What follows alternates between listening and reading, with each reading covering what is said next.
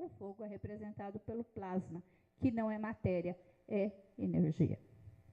No Oriente, o conceito é também bem antigo. Foi disseminado na Índia e China e está presente no budismo e hinduísmo. Para vocês verem como é forte. Apesar de a origem do conceito estar na busca pela origem de todas as coisas, muitas crenças e filosofias ainda se baseiam nos 4 elementos. Nesses casos, apresenta-se de forma simbólica e espiritual. Aí eu acho muito importante essa questão... não sei, espera um pouquinho. Achei. Essa questão simbólica e espiritual. Porque o simbolismo, nós sabemos que trabalha muito com as questões mais profundas da psique humana. A questão espiritual está extremamente arraigada no nosso psiquismo, no nosso ser, nos nossos recursos. Então, assim, como os elementos que dão origem à vida, a integração do homem com a natureza e com o universo. Aí nós vamos ver a força do vento. Porque o ar que nós respiramos é que nos dá vida. O ar é movimento, o ar leva. E ele leva para longe. Ele leva bem distante.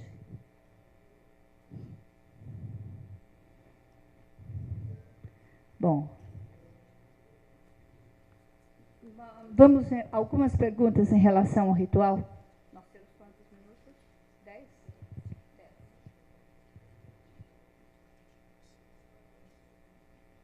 Alguém já teve experiência? Quer contar a experiência que teve?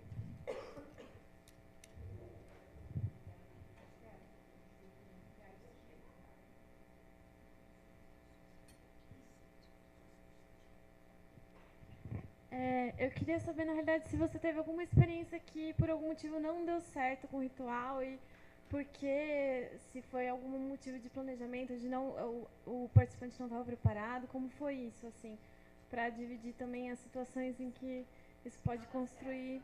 não, mas, assim, por um lado, de construir mesmo, como é o uso do ritual, né?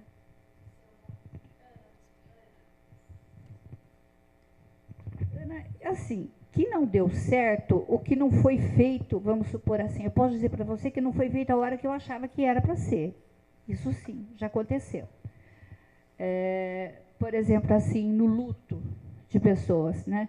Eu tenho uma pessoa, inclusive estou trabalhando uma outra fase do luto agora, mas que o marido era médico, eu tinha 42 anos, ele infartou na frente dela e foi assim, e ela médica também. Então, uma situação assim extremamente complicada. Então, em alguns momentos, ela está comigo já há 1 ano. Em alguns momentos, eu falei de alguns rituais, da possibilidade do ritual. E ela, em 2 vezes, me disse o seguinte: eu não estou preparada ainda. Então, assim, por mais que você tenha um olhar que, puxa vida, né, ajudaria, não estou preparada ainda. E, para minha surpresa, outro dia, ela veio, ela mesma, como que eu joguei, ela está fazendo o ritual, você está percebendo? Então, ela juntou uma caixa muito bonita, a caixa que ela achou mais bonita, e está juntando todas as fotos do marido e está colocando lá, porque ela tinha foto pela casa toda, inclusive a foto no computador, não para as crianças verem, né? O pai está ali. Então, assim, eu acho que foi fruto do trabalho terapêutico que está sendo feito com ela e fruto de eu ter colocado. É como assim, eu coloquei ali, pode ser feito. Mas, no fundo, eu esperava, porque o sofrimento dela era tanto que eu falei assim, acho que vai ajudar, mas não era a hora dela. Ela nem estava preparada a tirar uma foto, e também não sugeri nem que fosse foto, eu só falei dos rituais, e ela acabou trazendo, ela já está, inclusive, montando outros com as crianças. Né? Então, ela já elegeu uma hora, um momento em que eles falam do pai. Porque antes falavam toda hora. Agora não. Ela já está começando, está tendo condições, porque o luto, diante de uma situação tão dramática, realmente ela tinha que sentir que ela ia poder dar um passinho aqui, um passinho ali, mas assim, respeitado os seus momentos. Mas achei interessante eu ter falado do ritual, porque ela começou a fazer, né? Ela começou a fazer, daí ela veio contar, né? Então, assim, e ela está, eu falei, olha, que bom, você está criando maneiras, né, de estar lidando, de separando essas questões. Então, ela está no processo de separação da vida dela, do que ela é agora, no momento que ela é uma outra pessoa. Ela ganhou até uma outra identidade, né? Como agora é ela que sustenta a casa, agora é ela que é mãe e pai, agora é ela, né? Então, ela está separando, mas ela está assim, caminhando com a delicadeza da própria pessoa que sente a dor, né? Boa pergunta. Mais alguém?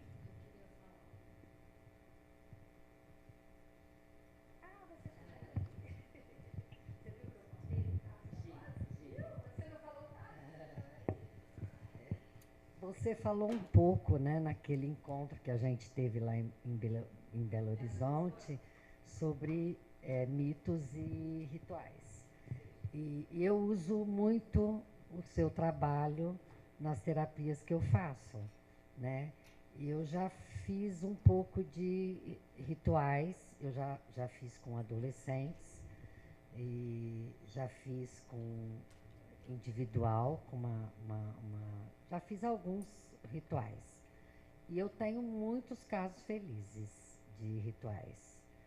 E só uma vez que ela perguntou se não deu certo, só não deu certo porque quase eu coloquei fogo no meu consultório com um adolescente, porque ele escolheu, né, escrever. E ele fez uma bola tão consistente que a gente teve quase que chamar bombeiro para apagar o fogo. Maura. A intensidade. Exatamente. Eu acho que isso, vocês vão ver o seguinte, duas coisas. A intensidade, vocês têm que... Pergunta, eu tenho um caso de uma senhora que ela perdeu uma filha. Se isso seria o contrário, né? Então, por exemplo, ela não vai ao cemitério. Então, agora eu estou trabalhando a perda, né? Dela ir ao cemitério. Seria um ritual? Ao contrário? Eu seria assim, porque ela não consegue, assim, fazer essa... Ela não consegue assimilar, né, essa perda. Assim... Porque assim, o sofrimento dela. E que razões ela tem para não ir ao cemitério. Eu, por exemplo, sou uma pessoa que não vou ao cemitério. Entendeu?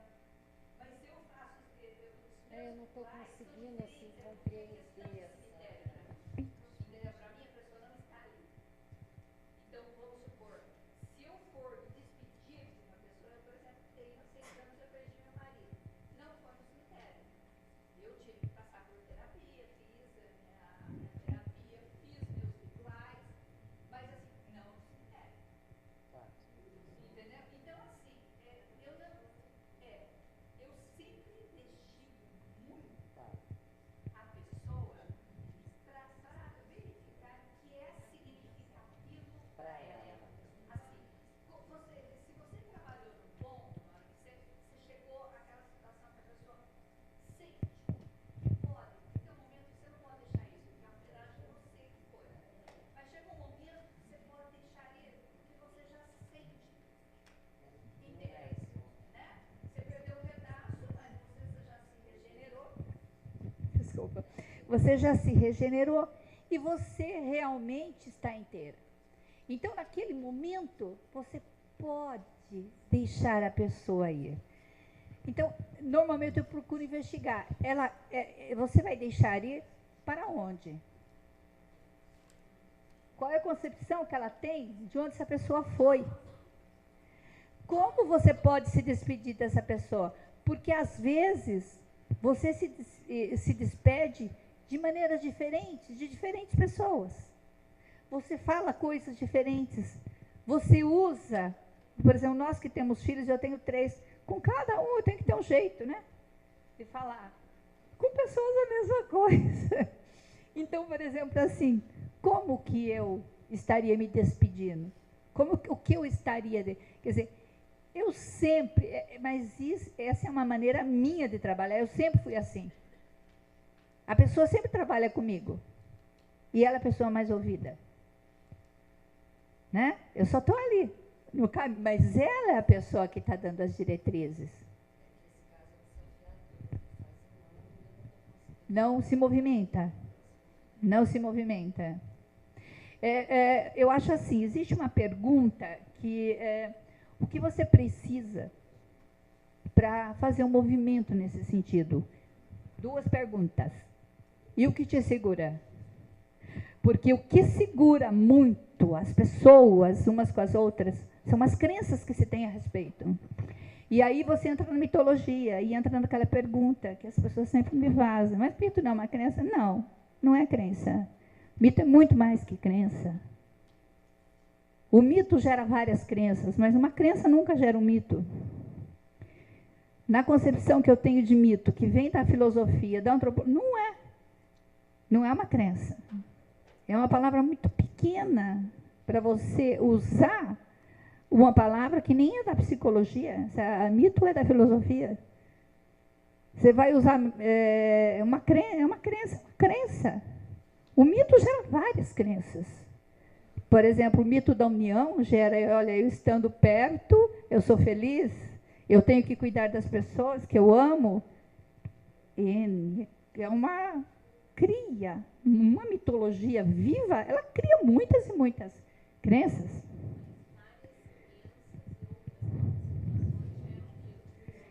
Eu não acho que é crença. Eu tenho um conceito a respeito do surgimento de uma mitologia. Eu acho que as experiências de vida, elas vão sendo assimiladas. As que têm alguma similaridade e correspondência vão ganhando sentidos. Esses sentidos associados é que vão gerando uma concepção de realidade, entendeu? Hã? Eu fui vitimizada. As pessoas são más. Eu senti, as pessoas foram más comigo. Elas vão ser más 10, 15, 20 vezes. Vão ser más na minha... As pessoas são más, não merecem ser amadas. Eu vou criando determinados... As pessoas são más, elas não merecem ser amadas. Não merecem que eu me dedique a elas. Não, tempo esgotado.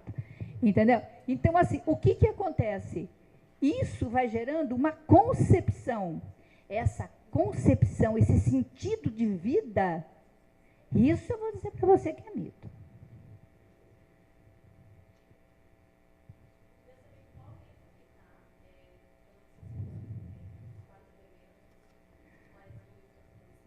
Olha, minha querida, seu nome é? Rafaela. Eu tenho assim, tenho leitura e diferenciação do mito, eu tenho família e mitos que tem quase a teoria, é que esta aquisição de rituais é aquisição recente, entendeu? Foi todo esse tempo que eu estou trabalhando, as pesquisas que eu fiz, então vai sair nesse livro que Desvendando Mitos, já está na mão da Sumos, até o final do ano provavelmente vai sair. Não lancei no Congresso, eles não conseguiram. A Sumos está meio complicada e ela falando para mim, não, o livro está muito grande, mas eu falo, eu não quero diminuir o livro, não, porque tem 10 capítulos e está assim com muita coisa, uso da leitura, todo relacionado. Eu tenho um capítulo sobre o mito dos imigrantes, um capítulo sobre os mitos e a relação com o comportamento criminoso. Eu tenho um capítulo só da mitologia da doença, as famílias em condições especiais, o mito da família surda, o mito da família... Então, assim, tem um outro capítulo só sobre profecias e estigmas, um outro capítulo só sobre repetição de violência doméstica e um capítulo sobre o uso dos rituais. Então, assim, eu não quero tirar, porque, assim, são quase... Eu tinha, acho que, quase 50 pesquisas em que eu tinha que... eu me senti na obrigação de deixar dentro de um pensamento, de um coerente, dentro de mais uma contribuição para essa leitura. Tá bom? Você pode pegar meu e-mail, querida, amanhã eu vou estar passando para vocês. Eu passo quando sair o livro, tá bom?